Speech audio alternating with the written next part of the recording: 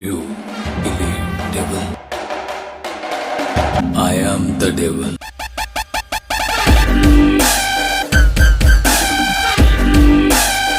Hello guys எல்லாரும் எப்படி இருக்கீங்க? நல்லா இருப்பீங்கன்ட்டு நம்புறேன். இன்றைக்கான வீடியோவில் ரீபானாஸ் த ஹெவன்லி டீமன் மான்வாவோட தேர்ட் எபிசோட தான் வந்து பார்க்க போகிறோம். இதுக்கு முன்னாடி போட்ட எபிசோடெல்லாம் நீங்கள் பார்க்கல அப்படின்ற பட்சத்துக்கு ஒன்றுமே பிரச்சனை இல்லை. சேனலோட பிளேலிஸ்ட்டில் வந்து இருக்குது, போய் பார்க்கணும் அப்படின்னு நினைக்கிறவங்க பார்த்துட்டு வந்துருங்க. அப்படின்னா மட்டும்தான் இந்த ஸ்டோரி லைன் வந்து புரியும். எனக்குமே வீடியோ போகிறதுக்கு மோட்டிவேஷன் வந்து வரும். சரி, ஓகே, ரொம்ப பேசாமல் வாங்க வீடியோக்குள்ளே வந்து போகலாம். போன எபிசோடோட லாஸ்ட்டில் பனிமலைக்கு சென்டரில் போயிட்டு ஹீரோ பயங்கரமாக வந்து ட்ரைனிங் வந்து எடுத்துகிட்டு இருக்கும்போது சில சம்பவங்கள்லாம் பண்ணியிருப்பாங்கல்ல. இந்த எபிசோடு அதில் இருந்து ஸ்டார்ட் ஆகாமல் அதில் இருந்து ஒரு கொஞ்சம் நேரம் கழிச்சு வந்து ஸ்டார்ட் ஆகுது. எபிசோடோட ஸ்டார்டிங்லேயே ஒரு ஏரியா தான் வந்து காட்டுறாங்க. அந்த ஏரிக்கு சென்ட்ரலில் அந்த சாங் அப்படின்ற அந்த ஒரு லேடியும் கூட இன்னொரு பையனுமே வந்து இருக்கான். ரெண்டு பேரும் செம இன்ட்ரெஸ்ட்டாக வந்து பேசிட்டு இருக்கும்போது சடனாக அந்த பையன் ஏன் அவங்ககிட்ட வந்து நடிச்சிட்டு இருக்கக்கூடாது, ரொம்ப நல்ல பையன் மாதிரி அப்படின்ற மாதிரியெல்லாம் வந்து சொல்கிறான். இல்லை, அவன் நடிக்கவெல்லாம் இல்லை அப்படின்ற மாதிரி வந்து அந்த சாங் அப்படின்ற அந்த பொண்ணுமே வந்து சொல்கிறாங்க. அதுக்கு அந்த பையனும் ஏன் நீ அப்படி வந்து சொல்கிற, எனக்கு வந்து புரியலை, எதுக்காக நீ அப்படி சொல்கிறன்ற மாதிரியெல்லாம் ஒரு மாதிரி தயத்தோடு வந்து கேட்குறான். ஏன் அப்படி நான் கேட்டேன், அது ஏன் அப்படின்னா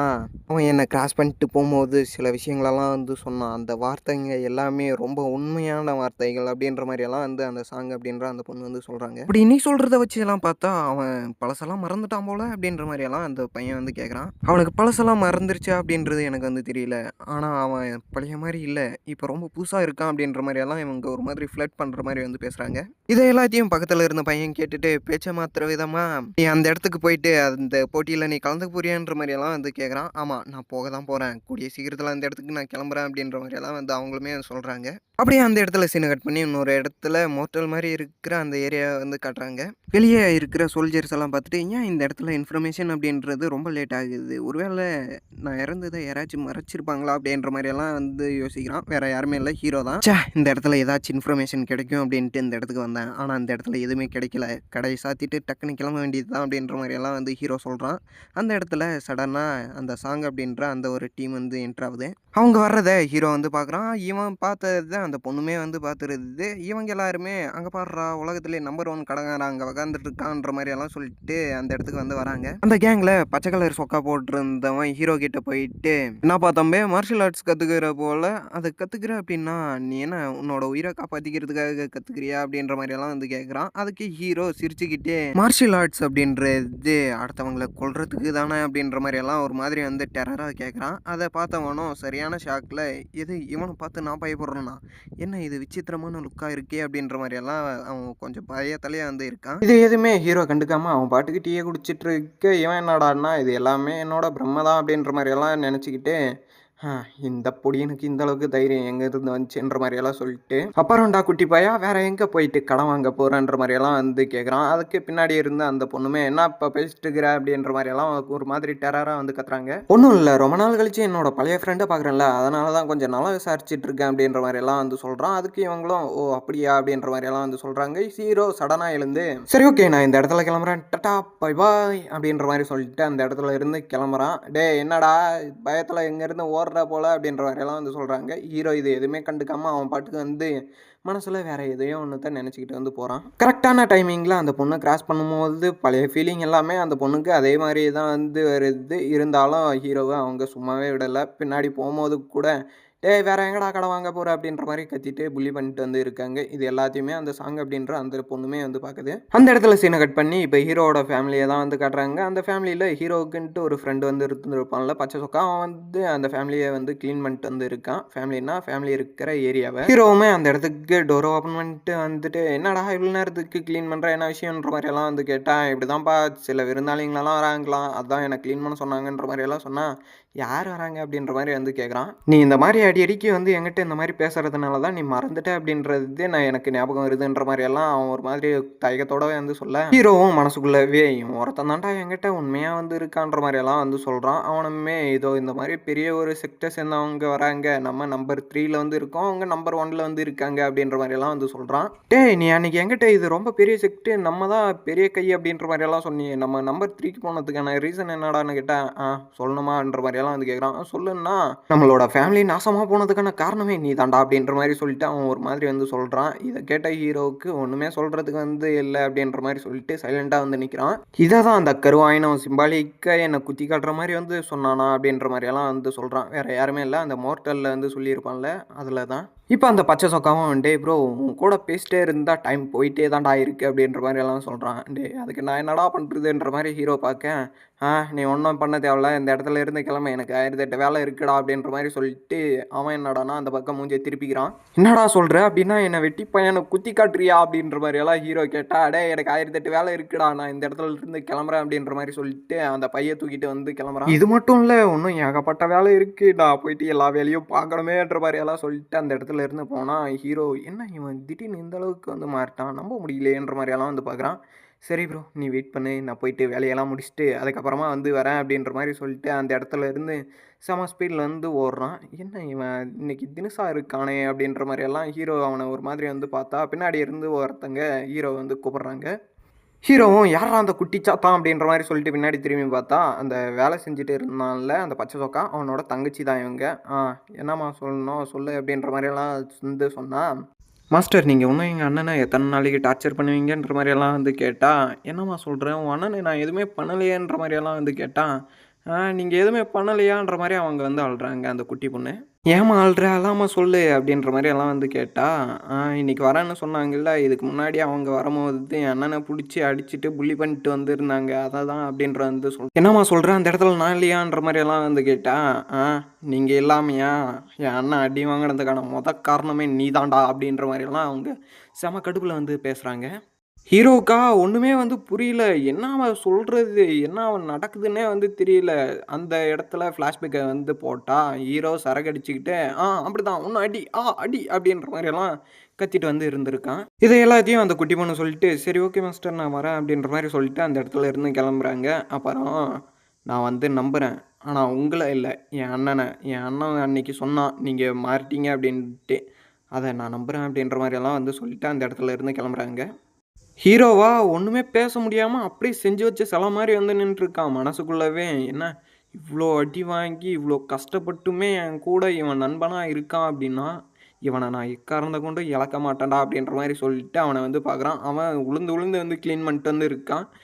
இன்றைக்கி எப்படியாச்சும் இதை டக்குன்னு முடிக்கணும் அப்படின்ற அந்த ஒரே ஒரு ஃபோக்கஸை வச்சுக்கிட்டு ஹீரோவுமே அதை எல்லாத்தையுமே பார்த்துட்டு எதுவுமே நடக்காத மாதிரி தொப்பி எடுத்து மாட்டிக்கின்னு அந்த இடத்துல இருந்து சடனாக மறைஞ்சி வந்து ஓடிடுறான். எங்கே போனோம் அப்படின்றது யாருக்குமே வந்து தெரியல. அன்றைக்கி நைட்டு வந்து காட்டினா மாஸ்டர் வந்துட்டாங்க, வழியை விடுங்க அப்படின்ற மாதிரி எல்லாம் சொல்லிட்டு கேட்டை வந்து ஓப்பன் பண்ணுறாங்க. கேட்டுமே ஓப்பன் வந்து ஆகுது. அந்த இடத்துல ஒரு 4-5 பேர் வந்து கும்பலாக வந்து நிற்கிறானுங்க. அதான்ப்பா அந்த பெரிய டீம் வருதுன்னு சொன்னானுங்கள்ல, அவனுக்கு தான் லைனாக ஒரு 5-6 பேர், பெரிய தலை வந்து ஒரு 4 பேர். இவனுக்கு எல்லாருமே வர கரெக்டாக நிலாவுமே வந்து வருது. எல்லா லைட்ஸுமே ஆன் பண்ணிட்டு ஏன் மாஸ்டர் இவ்வளோ லேட்டு அப்படின்ற மாதிரி வந்து கேட்குறாங்க. இல்லை நான் அங்கே போயிட்டு வந்தேன் அதனால தான் அப்படின்ற மாதிரியெல்லாம் சொன்னான். சரி ஓகே இப்போயாச்சும் வந்தீங்களே ரொம்ப டயர்டாக இருப்பீங்க, வாங்க போயிட்டு ரெஸ்ட் எடுங்கன்ற மாதிரியெல்லாம் வந்து சொன்னால் ஹீரோ அவங்கள முறைச்சி வந்து பார்க்குறான்.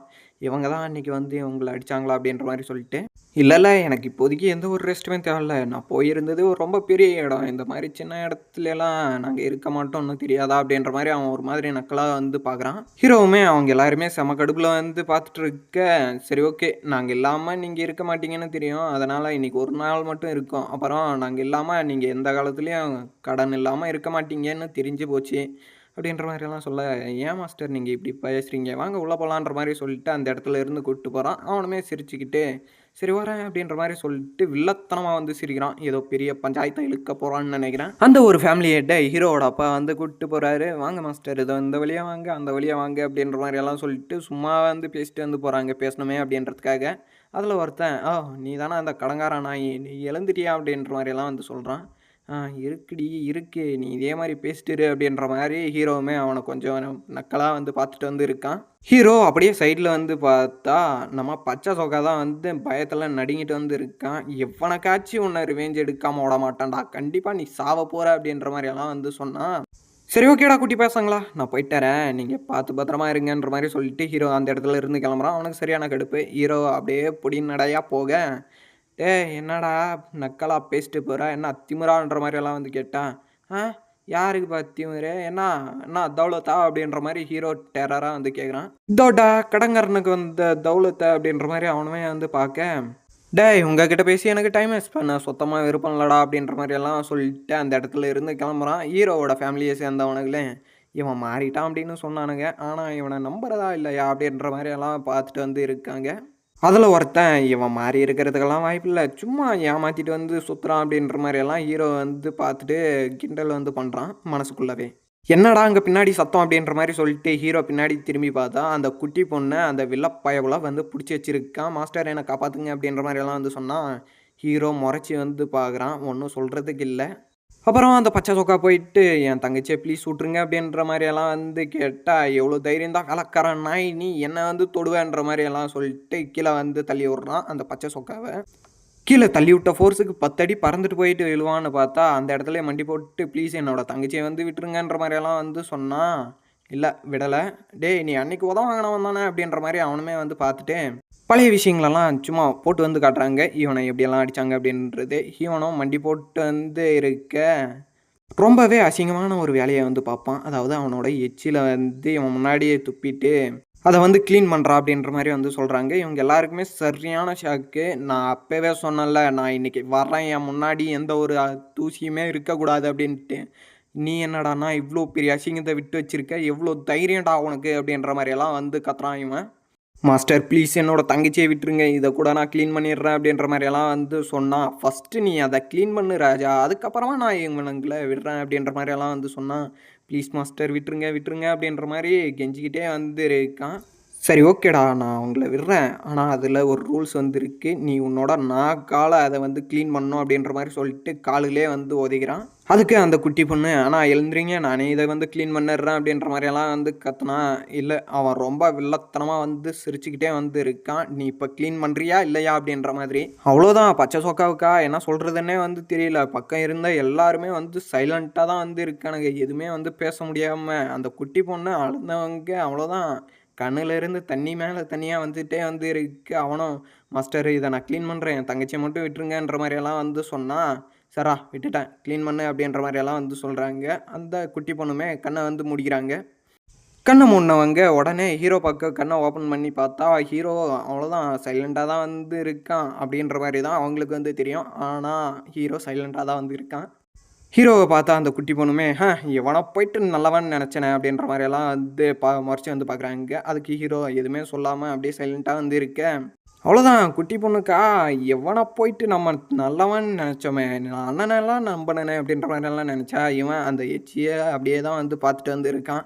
டேய் இப்போ நீ அதை தொடக்கிறியா க்ளீன் பண்ணுறியா இல்லையா அப்படின்ற மாதிரியெல்லாம் வந்து கேட்டா. இல்லை அவன் எதுவுமே சொல்கிறதுக்கு இல்லை, பின்னாடி இருந்தவங்க கூட சைலண்ட்டாக தான் வந்து இருக்காங்க. பச்சை சோக்காவும் அந்த அருவருப்பான விஷயத்தை இப்போ நான் பண்ணணுமா அப்படின்ற மாதிரி மனசுக்குள்ளவே நினச்சிக்கிட்டு அதை வந்து நான் காலை வந்து க்ளீன் பண்ண வந்து போகிறான். அப்படி தான் பண்ணு பண்ணு பண்ணு அப்படின்ற மாதிரி இவனுமே வில்லத்தனமாக வந்து சிரிச்சுக்கிட்டே இருக்க. அவனுமே ரொம்ப ஸ்லோ மூவாக போகுதுல்ல, அப்படியே அவனுமே நக்க வந்து போகிறான். சடனாக அந்த இடத்துல ஒரு சவுண்டு விட்டது எவனாலாம் இல்லை, இவனை காட்டினா இவனை சும்மா தான் வந்து காட்டுறானுங்க. சவுண்டு விட்டது ஹீரோ தான். டே இப்போ என்ன பண்ணுற அப்படின்ற மாதிரி வந்து கேட்டான். இல்லை மாஸ்டர் இந்த இடத்துல எச்சில் வந்து விழுந்துருச்சு அப்படின்ற மாதிரி அவன் ஒரு மாதிரி வந்து பேசுகிறான். அதை நீ க்ளீன் பண்ணதுக்கப்புறமா வந்தது இல்லையே, நீ க்ளீன் பண்ணி முடிச்சுட்டு இவங்க வரும்போது தான் நான் இருக்குது அப்படின்னா அதை பண்ணவங்க தான் நான் துடைக்கணும் அப்படின்ற மாதிரி எல்லாம் வந்து சொல்கிறான். என்னடா சொல்கிற அப்படின்ற மாதிரி அந்த குட்டி பொண்ணுமே வந்து பார்த்தா ஹீரோ ஜாலியாக வந்து சிரிச்சுக்கிட்டு வந்து இருக்கான். டேய் உன்னை யாரா இதில் உள்ளே வர சொன்னது அப்படின்ற மாதிரி எல்லாம் சொன்னான். இப்போ நீ அதை க்ளீன் பண்ணுறியா இல்லையா அப்படின்ற மாதிரி ஹீரோ வந்து செம கடுப்பில் வந்து முறைகிறான். என்னால் முடியாதுடா, உன்னால் என்ன பண்ண முடியுமோ பண்ணிக்கோன்ற மாதிரி இவனுமே வந்து பார்க்க. அதுதான் இந்த எபிசோடு அப்படின்றது இதோட வந்து முடியுது. அப்புறம் எனக்கு கேப்கட் ஆர்விஎன்ல சரியான பக்கு ஒன்று போயிட்டுருக்கு. அதாவது ரெக்கார்ட் பண்ண முடியல, எக்ஸ்போர்ட் பண்ண முடியல, எதுவுமே வந்து பண்ண முடியாமல் பெரிய பஞ்சாயத்தில் ஒன்று இருக்கேன். அதனால தான் இப்போ கைன் மாஸ்டர் அதில் பேக்ரவுண்ட் எஃபெக்ட் எப்படி ஆட் பண்ணுறதுன்னு கூட எனக்கு வந்து தெரியல. சரி ஆக மொத்தம் ரெக்கார்ட் பண்ணால் போதும்டா அப்படின்ற மாதிரி சொல்லிட்டு ரெக்கார்டு வந்து பண்ணுறேன். எதுவும் தப்பாக எடுத்துக்காதீங்க, இன்னொரு 2-3 நாளைக்குள்ளே அதை வந்து ரெடி பண்ணி போடுறேன். முடிஞ்சால் இந்த எபிசோடை கூட நான் அப்லோடு அப்படின்றது ஒரு பஞ்சாயத்து இருக்குல்ல, அதை ட்ரை பண்ணுறேன். ரொம்ப முக்கியமான ஒரு விஷயம், நான் இந்த எபிசோடில் நிறைய ட்விஸ்ட்டை வந்து அப்படியே சொல்லாமல் அப்படியே வச்சுருப்பேன். அதாவது நெக்ஸ்ட் எபிசோடில் வந்து சொல்கிறேன். ஏன் இந்த எபிசோடில் சொல்லலை அப்படின்னா, இதில் எனக்கு எடிட் பண்ணவே இஷ்டம் இல்லை, விருப்பமே இல்லை. சரி வீடியோ போடணுமே அப்படின்றதுக்காக தான் போடுறேன். சரி ஓகே, நாளைக்கு ஒரு நல்ல எபிசோடில் வந்து பார்க்குறேன். டாட்டா பாய் பாய். அப்புறம் இதுக்கு மேலே நான் இந்த மாதிரி வாரம்லாம் பேச போகிறதில்ல. அதாவது இந்த கைன் மாஸ்டர் பஞ்சாயத்தில் இருந்து வெளியே போயிட்டேன் அப்படின்னா. சரி ஓகே, எது எப்படியோ உங்களுக்கு பிடிச்சிருந்துச்சி அப்படின்ற பட்சத்தில் லைக்கு, ஷேரு, கமெண்ட்டு, அப்புறம் அந்த ஹைப்பு பாயிண்ட்டுன்னு புதுசாக நம்ம சேனலில் எனபிள் வந்து இருக்குல்ல, அதை போட்டு விட்டு வந்து போங்க. நான் இதோட இந்த வீடியோ வந்து முடிச்சுக்கிறேன். டாட்டா பாய் பாய்.